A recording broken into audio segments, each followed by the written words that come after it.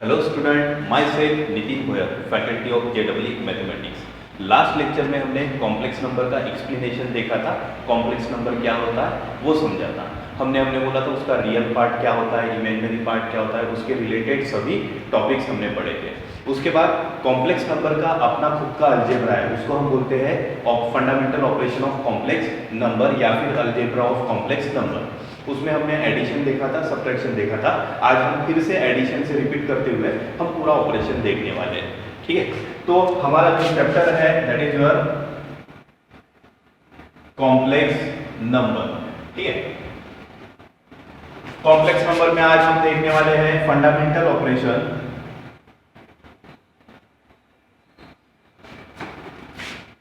Of complex number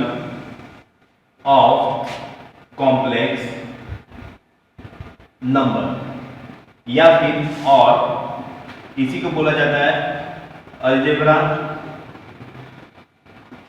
algebra of complex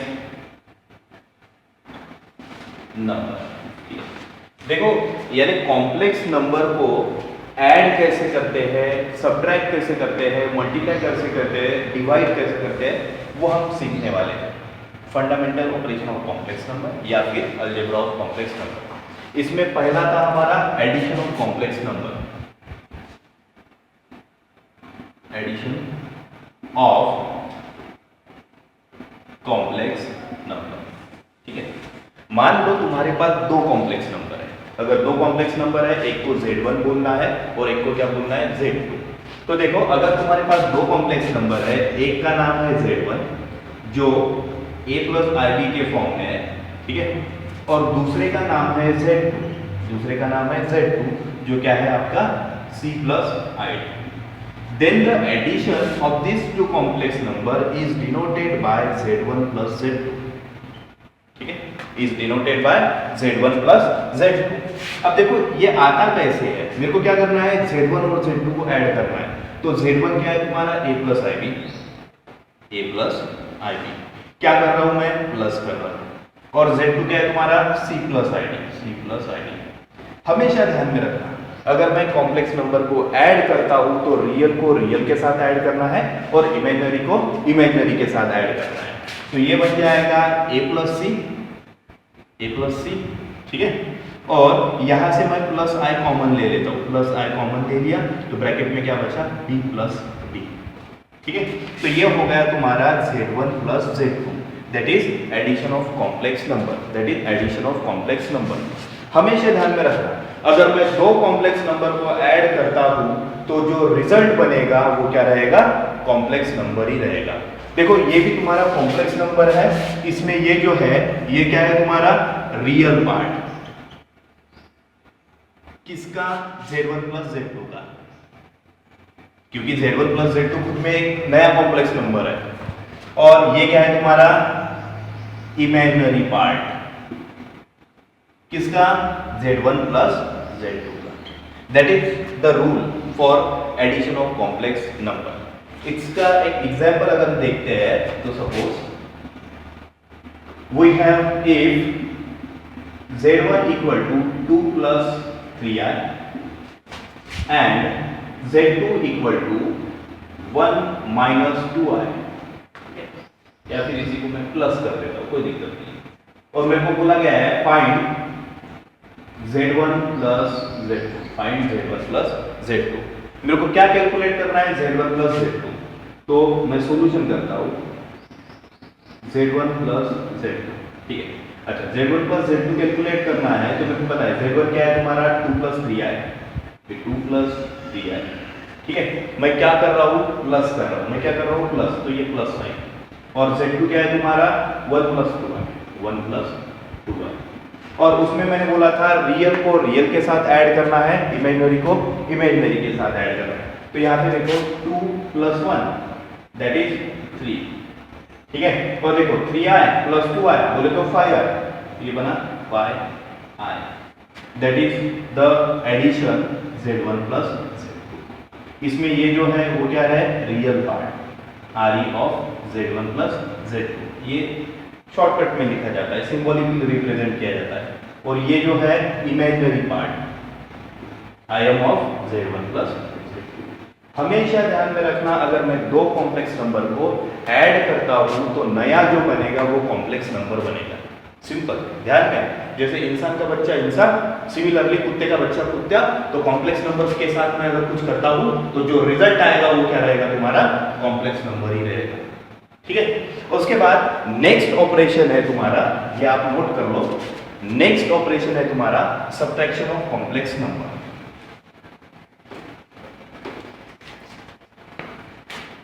second operation है आपका subtraction of complex number. ठीक है, अब मान लो तुम्हारे पास दो कॉम्प्लेक्स नंबर है, again Z1 that is a plus ib and Z2 equal to c minus id। हमेशा ध्यान में रखो, अगर दो कॉम्प्लेक्स नंबर है a plus ib और दूसरा कॉम्प्लेक्स नंबर है Z2 c माइनस id, ठीक है, ये प्लस कर देता हूं c plus id, then the subtraction of complex number is denoted by Z1 minus Z2। then the subtraction of complex number किससे डिनोट किया जाता है, Z1 minus Z2 से डिनोट किया जाता है। अब देखो इसको कैसे करना, तरीका कैसे सॉल्व करने का। अच्छा, Z1 क्या है तुम्हारे पास, a plus ib, a plus ib, क्या कर रहा हूं मैं, सब्ट्रैक्ट कर रहा हूं, तो माइनस। अच्छा, माइनस में एक के माइनस में एक से ज्यादा टर्म है, माइनस में एक से ज्यादा टर्म है तो हमेशा क्या देना है, ब्रैकेट, क्योंकि Z2 के पास एक से ज्यादा टर्म है तो ब्रैकेट में आएगा c plus id। और बेसिक, हमारा बेसिक ऑपरेशन माइनस अंदर जाएगा तो अंदर के साइन चेंज हो जाएगा, तो ये क्या बनेगा, a plus ib minus c minus id। ठीक है, उसके बाद क्या करना है, रियल को रियल के साथ कलेक्ट कर लेना है, इमेजिनरी को इमेजिनरी के साथ कलेक्ट कर लेना है, a माइनस सी, और यहाँ से प्लस आई कॉमन लेता हूँ मैं, प्लस आई मैंने कॉमन ले लिया और अंदर में क्या बचा, b माइनस b माइनस। ठीक है, रियल को रियल के साथ सब्ट्रैक्ट करना है, इमेजिनरी को इमेजिनरी के साथ सब्ट्रैक्ट करना है, तो ये आ गया तुम्हारा subtraction that is Z1 minus Z2।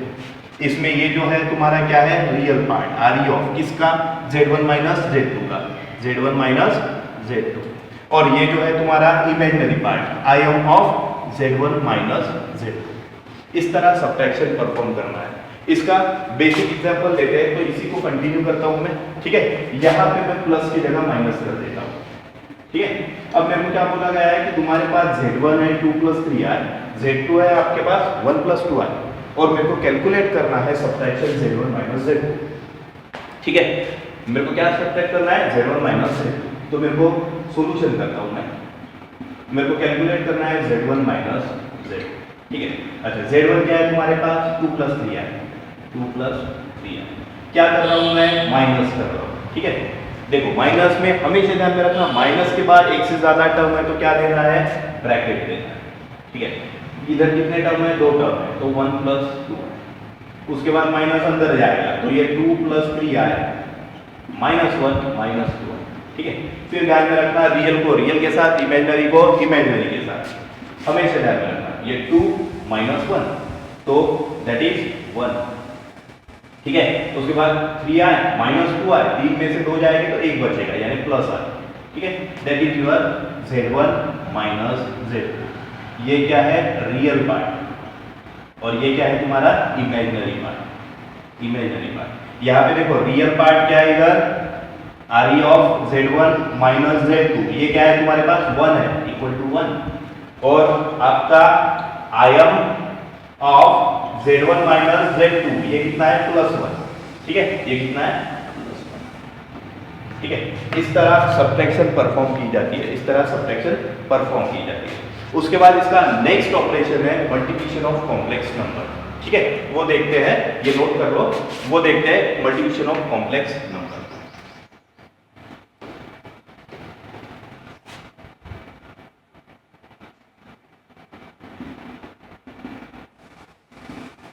Of complex number. ठीक है, अगर देखो तुम्हारे पास दो कॉम्प्लेक्स नंबर है, एक Z1 है जो क्या है a plus ib एंड दूसरा है Z2 है c plus id, then the multiplication of complex number is denoted by Z1 into Z2। ठीक है, इसको किससे डिनोट किया जाता है, Z1 इंटू Z2। अब देखिए ये Z1 इंटू प्रोडक्ट कैसे कैलकुलेट किया जाता है। अच्छा, Z1 क्या है तुम्हारे पास, A प्लस IB, ठीक है, इंटू और इसमें भी इंटू में भी है ना, मल्टीप्लिकेशन में भी ध्यान में रखना, अगर दो चीजों का प्रोडक्ट कर रहा हूं और उसमें एक से ज्यादा टर्म है तो ब्रैकेट देना है। जैसे कि यहाँ पे दो टर्म है इसलिए मैंने ब्रैकेट दिया, यहाँ पे भी दो टर्म है तो मैं ब्रैकेट दूंगा। तो ये है तुम्हारा C प्लस I।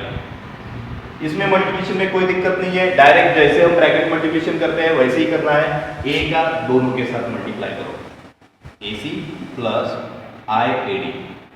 उसके बाद IB का दोनों के साथ मल्टीप्लाई करो, IBC, ठीक है, प्लस I स्क्वायर BD, ठीक है, I से I बनेगा तो I स्क्वायर और ये B into D that is BD। अब यहाँ पे I स्क्वायर की वैल्यू -1 रहेगी क्योंकि मेरे को पता है आपका I क्या होगा, अंडर रूट ऑफ -1 था, तो इसका मैं स्क्वायर करूंगा तो ये बनेगा -1, क्योंकि स्क्वायर करने के बाद स्क्वायर और स्क्वायर रूट कैंसिल हो जाएगा, तो I स्क्वायर की वैल्यू क्या है, -1। तो यहाँ पे मैं I स्क्वायर की वैल्यू -1 पुट कर देता हूँ, तो यहाँ पे बनेगा AC plus IAD plus IBC, यहाँ पे माइनस, क्योंकि -1 पुट करूंगा तो ये वाला साइन क्या बन जाएगा, माइनस बन जाएगा, माइनस BD। उसके बाद रियल को रियल के साथ कलेक्ट कर लो, इमेजिनरी को इमेजिनरी के साथ कलेक्ट कर लो, तो ये बनेगा AC माइनस BD, ठीक है। यहाँ से प्लस I कॉमन ले लेता हूँ, प्लस I मैंने कॉमन ले लिया, ब्रैकेट में AD plus BC, that is your multiplication of complex number Z1 into Z2, ठीक है। अच्छा, ये कम्यूटेटिव होता है, Z1 इंटू Z2 करो या Z2 इंटू Z1 करो, दोनों का मतलब सेम ही है, ठीक है। एडिशन भी वैसे ही होते हैं, एडिशन में भी कम्यूटेटिव होती है, Z1 प्लस Z2 करो या Z2 प्लस Z1 करो, है ना, दोनों का मतलब क्या होता है, सेम होता है। सब्ट्रैक्शन वैसे नहीं होता है, सब्ट्रैक्शन में उसका मीनिंग अलग है, वो कम्यूटेटिव नहीं होती है, ठीक है। अब देखो मैं क्या कर रहा हूँ, ये कर दिया तो देखो ये आपका नया कॉम्प्लेक्स नंबर बन गया। इसमें ये जो है रियल पार्ट है किसका, Z1 इंटू Z2 का, और ये तुम्हारा क्या है, इमेजिनरी पार्ट है, इमेजिनरी पार्ट किसका, Z1 इंटू Z2 का। हमेशा ध्यान में रखना, दो कॉम्प्लेक्स नंबर को लेके अगर मैं ऑपरेशन परफॉर्म करता हूं तो नया जो बनेगा वो कॉम्प्लेक्स नंबर ही बनेगा, नया जो बनेगा वो कॉम्प्लेक्स नंबर ही बनेगा, जैसे कि यहाँ पे आप देख सकते हैं। उसके बाद नेक्स्ट ऑपरेशन आता है मल्टीप्लिकेशन, ये नोट कर लो। उसके बाद नेक्स्ट ऑपरेशन आता है कॉन्जुगेट ऑफ कॉम्प्लेक्स नंबर, ठीक है, कॉन्जुगेट ऑफ कॉम्प्लेक्स नंबर। अच्छा, इसका एक छोटा सा एग्जांपल देख लेते हैं मल्टीप्लिकेशन का, इसका एग्जांपल देख लेते हैं, देखो सुनो। For example we have Z1 if Z1 equal to 2 plus I and Z2 equal to 1 minus 2I, और बोला गया है find Z1 into Z2, find Z1 into Z2। मेरे को क्या करना है, प्रोडक्ट फाइंड करना है Z1 इंटू Z2। देखो Z1 इंटू Z2 कैलकुलेट करना है, Z1 इंटू Z2। अच्छा, Z1 क्या है तुम्हारे पास, 2 प्लस I, ठीक है, इंटू Z2 क्या है तुम्हारे पास, 1 माइनस 2I, 1 माइनस 2I, ठीक है।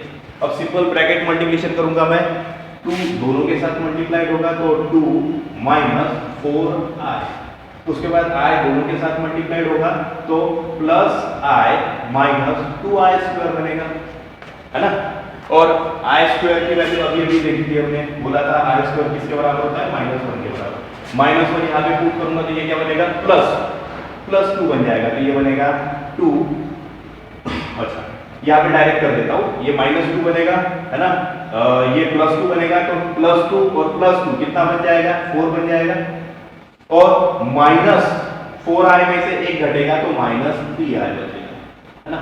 बड़ा नंबर जो होता है उसका साइन लिया जाता है, तो that is your product Z1 Z2। देखो ये कॉम्प्लेक्स नंबर बना के, यहाँ पे ये तुम्हारा क्या है, तुम्हारा real part, real part RE of Z1 Z2 क्या है, 4 है, और आयम imaginary part Z1 into Z2 वो कितना है, माइनस के साथ उठाना है, -3, that is your multiplication of complex number. ये क्या है तुम्हारी मल्टीप्लिकेशन ऑफ कॉम्प्लेक्स नंबर। उसके बाद नेक्स्ट ऑपरेशन आता है कॉन्जुगेट ऑफ कॉम्प्लेक्स नंबर, ठीक है, क्योंकि डिवीजन परफॉर्म करने के लिए मेरे को कॉन्जुगेट पता रहना जरूरी है। अब देखो कॉन्जुगेट ऑफ कॉम्प्लेक्स नंबर ये क्या होता है?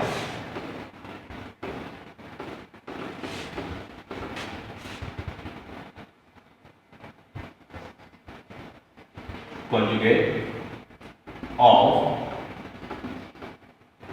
Complex number. देखो अगर तुम्हारे पास कोई z कोई कॉम्प्लेक्स नंबर है, जैसे कि z equal to a plus I, then the conjugate of complex number is denoted by z bar। वो किससे डिनोट किया जाएगा? z बार से डिनोट किया जाएगा। और ये क्या होता है? सिंपल जो भी कॉम्प्लेक्स नंबर होता है उसके इमेजिनरी पार्ट का साइन चेंज करना है ना, यानी यहाँ पे प्लस है तो माइनस कर देना है, तो ये बनेगा a माइनस आई बी। ये क्या बना? a minus I B.